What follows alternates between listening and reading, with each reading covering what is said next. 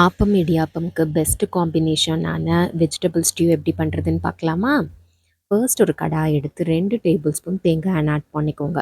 Ginger slice பண்ணி அதையும் add பண்ணிவிட்டு, ஸ்பைஸுக்கு தகுந்த மாதிரி க்ரீன் சில்லி ஸ்லிட் பண்ணி ஆட் பண்ணிக்கோங்க. அதுக்கப்புறம் இந்த ஃப்ளேவர் என்ஹான்ஸ் பண்ணுறதுக்கு கறி லீவ்ஸ் நிறைய ஆட் பண்ணிவிட்டு, பெரிய வெங்காயமும் நல்லா ஸ்லைஸ் பண்ணி ஆட் பண்ணிக்கோங்க.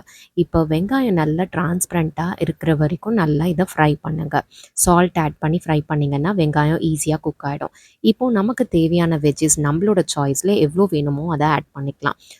நான் இன்னைக்கு ரொம்ப மினிமலாக ஒரே ஒரு பொட்டேட்டோ, ஒரே ஒரு கேரட், அப்புறம் ஒரு கைப்பிடி அளவுக்கு பீஸ் மட்டும் ஆட் பண்ணியிருக்கேங்க. இந்த வெஜ்ஜீஸை நல்லா ஒரு 2 to 3 மினிட்ஸ் ஃப்ரை பண்ணிவிட்டு 1 1/2 டம்ளர் தண்ணி ஆட் பண்ணி நல்லா இதை பாயில் பண்ண விடுங்க. வெஜ்ஜீஸ் எல்லாம் ஓரளவுக்கு பாயில் ஆனதுக்கப்புறமா கோகோனட் மில்க் 1 1/2 கப் ஆட் பண்ணிக்கோங்க. ஃபர்ஸ்ட் கப் வந்து ஃப்ரெஷ் கோகோனட் மில்க், அதாவது அந்த ஃபர்ஸ்ட் எடுப்போம் இல்லைங்களா, அந்த மில்க் ஆட் பண்ணுங்கள். அதுக்கப்புறம் தண்ணி ஊற்றி எக்ஸ்ட்ராக்ட் பண்ணுற மில்க்கை ஆட் பண்ணிக்கோங்க. ஸோ இது நல்லா சிம்மில் வச்சு லைட்டாக இந்த மாதிரி பாயில் பண்ண விடுங்க. இப்போ கொரியாண்டர் லீவ்ஸ் போட்டுட்டு சூப்பராக சர்வ் பண்ணிடலாம்.